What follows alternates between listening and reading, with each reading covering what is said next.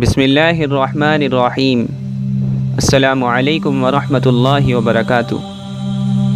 بخاری کی ایک حدیث میں حضرت ابو ہریرہ رضی اللہ عنہ سے روایت ہے کہ رسول اللہ صلی اللہ علیہ وسلم نے فرمایا، قسم اس ذات پاک کی جس کے قبضے میں میری جان ہے، اگر تمہیں وہ سب معلوم ہو جائے جو مجھے معلوم ہیں تو تمہارا ہنسنا بہت کم ہو جائے اور رونا بہت بڑھ جائے۔ مطلب یہ ہے کہ اللہ تبارک و تعالی کی بے نیاز شان اور اس کے قہر و جلال اور قیامت و آخرت کے ہولناک اور ڈراؤنے حالات کے متعلق جو کچھ مجھے معلوم ہے اور جو کچھ اللہ تعالی نے مجھے دکھایا ہے، اگر تم کو وہ چیزیں دکھا دی جائیں اور تمہیں اس کا علم ہو جائے جو چیزیں میں دیکھتا ہوں، اور تمہارے کان بھی وہ سننے لگے جو میں سنتا ہوں، تو تمہارا چین و سکون ختم ہو جائے، تم بہت کم ہنسو اور بہت زیادہ رو۔ اور اسی طرح احمد ترمذی کی ایک حدیث میں حضرت ابو ذر رضی اللہ عنہ سے روایت ہے کہ رسول اللہ صلی اللہ علیہ وسلم نے فرمایا، میں عالم غیب کی وہ چیزیں دیکھتا ہوں جو تم نہیں دیکھتے، اور وہ آوازیں سنتا ہوں جو تم نہیں سنتے۔ آسمان چرچرا رہا ہے اور حق ہے کہ وہ چرچرائے،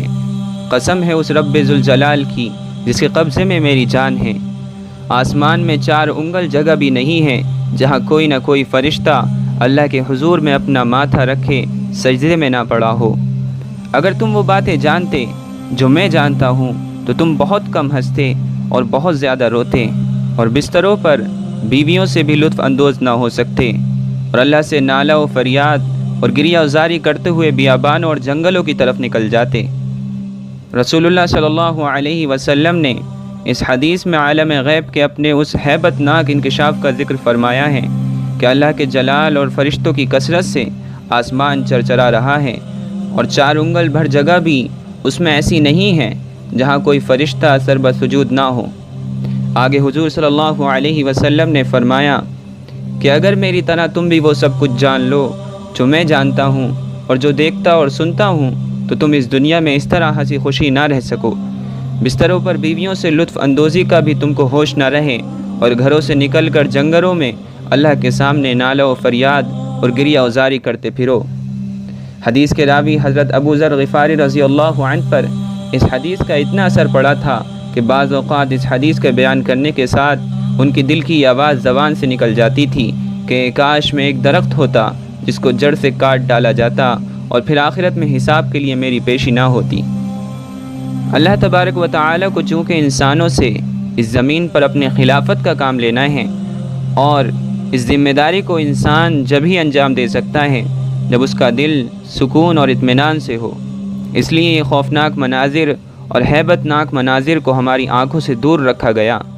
اگر ان چیزوں کو ہم دیکھ لیتے تو جس کام کے لیے اللہ نے ہمیں یہاں اس دنیا میں بھیجا ہے وہ کام انجام دینا تو دور کی بات، ہم لوگ اپنا ہی ہوش کھو دیتے، مثلاً قبر یا دوزخ کا عذاب، اور اسی طرح قیامت کے لرزہ خیز مناظر اگر اس دنیا میں ہم جیسے انسانوں پر منکشف کر دیے جاتے اور ہم لوگ ان کو اپنی آنکھوں سے دیکھ سکتے تو پھر اس دنیا میں ہم کوئی کام نہیں کر سکتے، بلکہ زیادہ دنوں تک زندہ بھی نہیں رہ سکتے تھے۔ اسی لیے اللہ کے رسول صلی اللہ علیہ وسلم اپنی امت کے لیے اللہ سے اتنی رو کر اور گڑ گڑا کر دعائیں کیا کرتے تھے، کیونکہ وہ جانتے تھے کہ اس امت کے گناہ گاروں کو ایسی ہی جگہوں پر جانا ہے جن کو آپ صلی اللہ علیہ وسلم نے اپنی آنکھوں سے دیکھا ہے۔ اس لیے اب ہماری یہ ذمہ داری بنتی ہے کہ ہم اللہ کے نبی صلی اللہ علیہ وسلم کی بتائی ہوئی باتوں پر عمل کر کے ان جگہوں سے اور ان خوفناک مناظر سے بچ سکیں، کیونکہ اب ہمارے پاس کوئی دلیل اور کوئی بہانہ نہیں رہ گیا جس کو اللہ کے سامنے پیش کر کر ہم بچ سکیں اور ہم یہ کہہ سکیں کہ ہم سب کو یہ معلوم نہیں تھا، ہم ان چیزوں سے آشنا نہیں تھے، کیونکہ اللہ کے نبی صلی اللہ علیہ وسلم نے ان تمام چیزوں کو کھول کھول کر اور واضح دلیلوں کے ساتھ ہمارے سامنے پیش کر دیا ہے۔ اللہ کے نبی صلی اللہ علیہ وسلم نے بلا شبہ اپنی ذمہ داری کو پورا ادا کیا ہے، اور اب ہماری ذمہ داری یہ بنتی ہے کہ ہم ان کے بتائے ہوئے راستوں پر چلیں اور ان کے دکھائے ہوئے راستے کو نہ چھوڑیں۔ اللہ تبارک و تعالی سے دعا ہے کہ وہ ہم سب کو ایسے اعمال کی توفیق دے جن اعمال کے ذریعے ہم ان خوفناک اور ان ڈراؤنی جگہوں سے اور ان ڈراؤنے اور خوفناک انجام سے بچ سکیں۔